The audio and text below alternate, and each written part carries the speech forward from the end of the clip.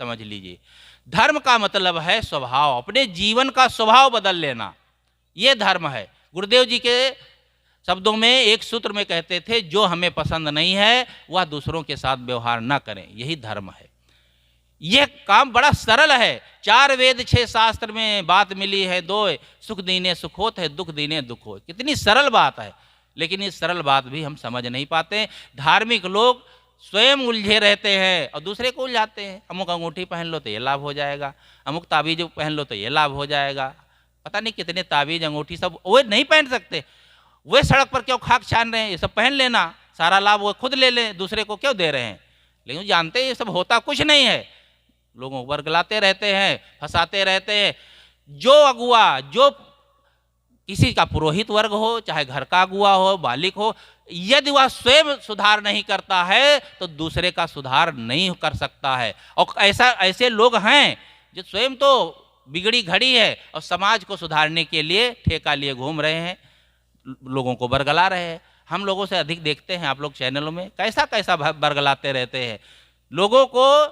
वैसे भी बेचारे सब परेशान हैं गृह कारज नाला जंजाला में, और दिमाग कैसे भी खराब कर देते हैं। धर्म का एक मोहर लगा लगा करके, ये किताबों में लिखा है, ये वहाँ लिखा है, उन्होंने कहा है, बस उसी में सब सिर झुकाए बांधते चले जा रहे हैं, भटकते चले जा रहे हैं। इसमें भी सावधान होने की जरूरत है। तो सच्ची भक्ति, सच्चे धर्म का विनाश करने वाले धार्मिक ही होते हैं।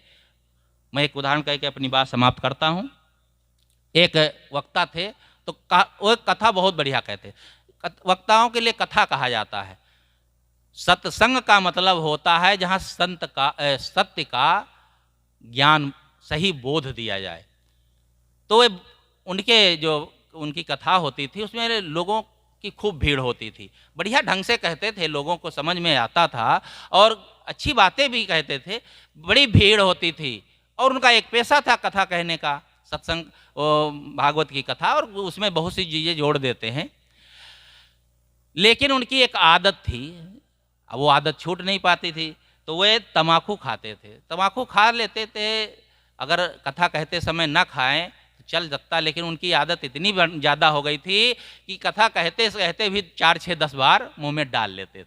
अब मुंह में डालेंगे तम्बाकू, अरे कोई चीज़ डालो तो उसमें लार थूक गिरेगा, फिर तम्बाकू तो गंदी चीज़। एक बार उनकी कथा वहीं पास पड़ोस में हो रही थी, उनकी पत्नी भी पहुंच गई, सुना तो सब लोग कहे बहुत बढ़िया कहते हैं भाई, कितनी अच्छी बातें कहते हैं। तो उसमें कुछ 1-2 विवेकी लोगों ने कहा कि देखो बात तो बढ़िया कहते हैं, अच्छी बातें हैं, ठीक है, लेकिन ये अपना सुधार तनिक भी नहीं कर सकते। कथा के बीच में ही बार बार मुंह में तम्बाकू डालते हैं, गंदी लार थूक की छींटें पुस्तक पर पड़ती हैं, व्यास गद्दी पर पड़ती हैं, ये कितना गंदा है। पत्नी ने जब ये सुना तो उनको खराब लगा। पति की निंदा हो तो कहाँ अच्छा लगेगा, आलोचना हो।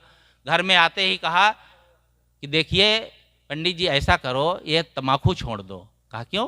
बताया, कथा में आपकी प्रशंसा तो बहुत लोग कर रहे थे, लेकिन इस बात को लेकर निंदा कर रहे थे, तम्बाकू खाना ठीक नहीं, लार थूक की छींटें पड़ती हैं पुस्तक पर। तो उन्होंने कहा दो कथा कहो कल से बंद कर दें, लेकिन ये तम्बाकू नहीं छोड़ पाएंगे क्योंकि बहुत दिनों से खा रहे हैं, छूट नहीं पाएगी। तो कहा देख आलोचना होती। कहा ठीक है, आलोचना जो करते हैं वो आलोचना नहीं करेंगे, बस ठीक है ना, कोई हमको बेवकूफ़ समझ रखे हो, मैं ऐसी चाल चलूँगा कोई आलोचना नहीं करेगा। तो उनकी पत्नी ने कहा तो फिर ठीक है, फिर तुम तम्बाकू खाओ चाहे गोबर खाओ, कोई बात नहीं, उनको बस प्रशंसा चाहिए। बस गए दूसरे दिन, कहा सज्जनों एवं देवियों, जो व्यास गद्दी पर बैठ करके भगवान का नाम लेता है, भगवान का गुणानुवाद गाता है, उसके मुँह से लार थूक की छींटें नहीं निकलती हैं। आप कोई भ्रम मत करना, उसके मुँह से गंगोत्री के समान पवित्र, गंगा जल के समान, यहाँ की गंगा जल नहीं, हरिद्वार और ऋषिकेश, पवित्र हो जाता है जहाँ भी पड़ जाए। तो लोग कहें थोड़ा हमारे पर भी थूक देते, हम भी पवित्र हो जाए। बड़े भोले भोले लोग होते हैं ना, बस सिर झुकाए हम हाँ मिलाते रहते हैं। एक था बड़ा, वो भी सज्जन, कुछ विवेकी लोग भी हर जगह चले जाते हैं। तो उसने कहा भाई बातें तो बढ़िया कहते थे, ये तो काम गलत है, ये तो जो कह रहे हैं अपने दोषों को छिपाने के लिए उसको गंगोत्री बता रहे हैं, लार थूक की छींटें, वो भी तम्बाकू खा करके। कथा खत्म हुई तो पड़ोस में घर था, गया पीस करके एक चूरन लाया सफ़ेद सफ़ेद और कहा पंडित जी थोड़ा सा ग्रहण कर लीजिए प्रसाद। कहा क्या है? अरे गरीब आदमी हूँ, क्या ला सकता हूँ। उसने सोचा कुछ मिश्री वगैरह होगा, बड़ी चुटकी भरा मुंह में डाला तो खराब हो गया, क्या दे दिया। अरे कहा क्या बताऊँ, गरीब आदमी हूँ, मेरे पिता भी गरीब, मेरे बाबा भी गरीब, दादी गरीब, अरे मतलब गरीबी सनातन से चली आ रही। मेरे पिताजी मर गए, मेरी दादा मर गए, मेरी दादी मर गई, आज तक उनकी हड्डियों को ना गंगा सागर ले जा पाया, ना प्रयाग ले जा पाया।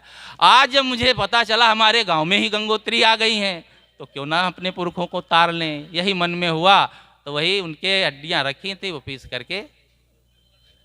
अरे कहा तूने मेरी सारी क्रिया भ्रष्ट कर दी। कहने नहीं कुछ नहीं किया, मैं तो गंगोत्री में डाला हूं ना। बस उसी दिन से उनको वितृष्णा हुई, बस सब छोड़ छाड़ दिए। ये हमारी समझ कैसी है, हम आगे आगे चलते हैं। अगुआ जैसा होता है वैसे पीछे के लोग होते हैं, चाहे समाज का हो, घर का हो। अभी हम सब सुन रहे थे साहब लोगों से कि यदि दूसरे का सुधार चाहते हैं तो पहले अपना सुधार करें। सदगुरु विशाल देव ने इस साखी में कहा कि लाभ महान मनुष्य को संत संग गह ज्ञान, होए सबस मन आपना भक्ति धर्म पहचान। बहुत ही सरल ढंग से साहब हमको इसमें जीवन जीने के लिए बताते हैं, और कहीं भी हम ना भटके इसका भी हमें ज्ञान प्रदान करते हैं। मैं अपनी बात और अधिक न बढ़ाकर यहीं पर समाप्त करता हूँ। बोलिए सदगुरु देव की।